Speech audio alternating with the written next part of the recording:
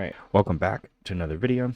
Today I got a pretty interesting one here to give you a little bit of backstory if you don't follow my content. I typically use window managers like Niri, Mango, and Hyprland are typically what I like to use. But yesterday I had quite the adventure.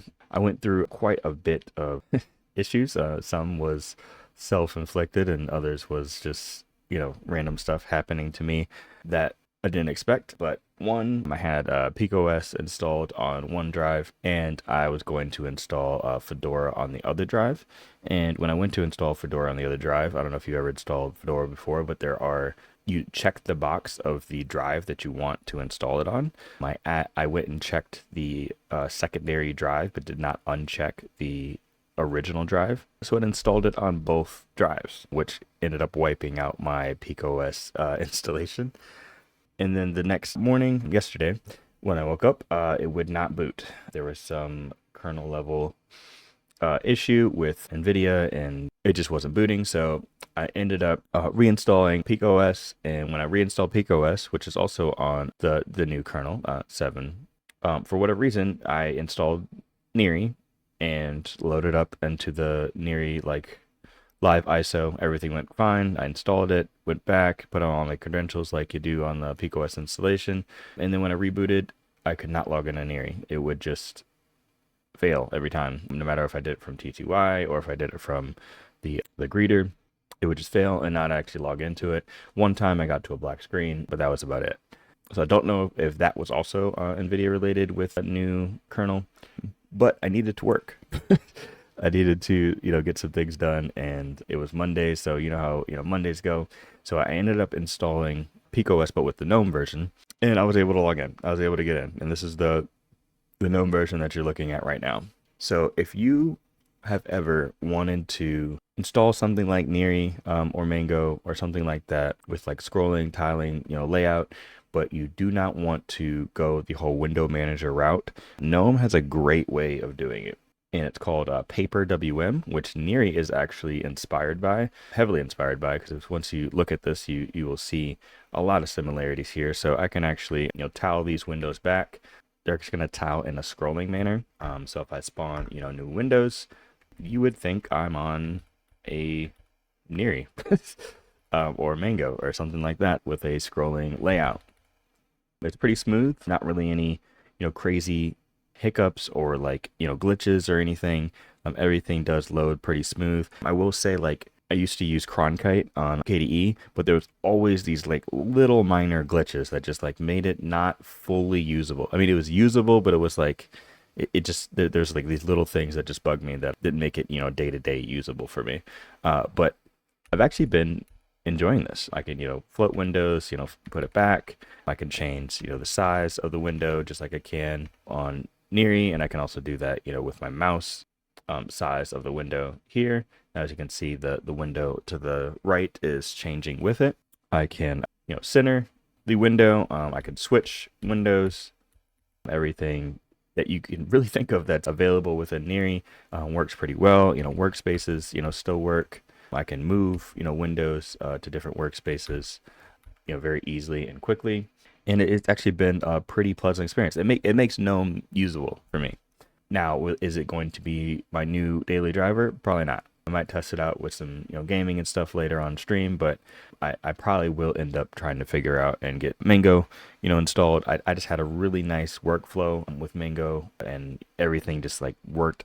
I was able to get a lot of my binds and stuff configured on here. So if I go into workspace preferences here, you can see here under general, they have a bunch of features. It's actually pretty well configured here. So you can, and it has a touchpad gestures option here. And then you can change all of the border and gaps and margins and everything as far as how all the windows are displayed. You can change the useful window width. So this is the presets, similar to Niri and Mango have.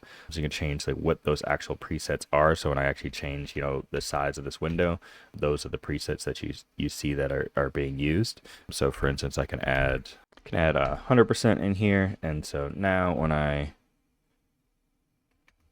switch the windows, 100% is indeed an option. I was still using Alt there. But yeah, so everything is pretty smooth, and we can change all of the key bindings right here within the actual configuration here. So you don't have to do it in a config file or anything. Everything is visually available for you. So you can like close Windows Super Q. You can use super right left to move between the windows, switch monitor left and right, and to change them you can really just click in here and then type in the shortcut that you want it to be, and then add shortcut, and then you're good to go. And then you can set like your workspaces as well. I set them using like the A through J options, so you can see the A in the top right hand corner, and as I switch it changes. Now it did automatically assign B and C to my other monitors, but I can switch to the other workspaces on those monitors as well.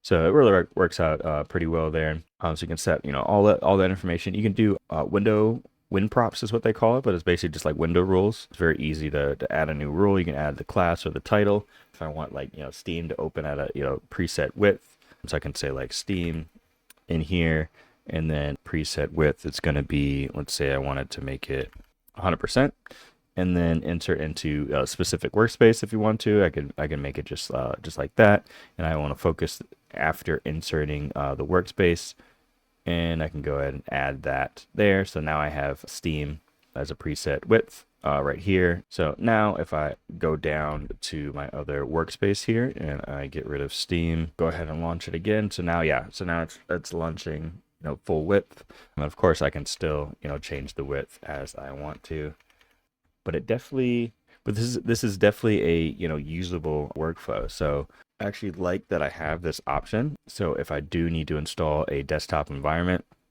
I can install Gnome and then enable the Paperwm, which is super easy to enable as well. So if I go to the extensions manager here, you can see I have Paperwm right here, and you can just browse for Paperwm, enable it, and then it shows up right here, and then you can open the settings straight from there and get to configuring it. So it's really easy to enable and use, because if you're on Gnome, you're probably already using some other extensions as well. So yeah, so this is Gnome with Paperwm. It really seems to work pretty well, and has pretty much all the main features of Niri, and how things work with that. And like I said, that Niri was heavily inspired by Paperwm, because this was around before that. I just never actually tried it. I don't know why. Honestly, I think it's because I wasn't a huge fan of Gnome to begin with. I typically would use KDE when it came to desktop environments, but I have grown to like the GTK stack and different applications and things like that. So I typically gravitate to GTK for theming and everything. So it's really nice to be able to just have that cohesive look and feel and everything across the board. I'm able to reproduce that on either Gnome or a window manager, so it won't really interfere with anything if I do install Mango alongside this. I really won't have any issues. All right, so that is everything for today's video. But if you have been enjoying my content, please consider liking and subscribing. If you want to support me through my Linux journey and my content creation, you can do so at ko-fi.com/theblackdawn, or you can join the YouTube membership. But other than that, I will catch you guys in the next one. Peace.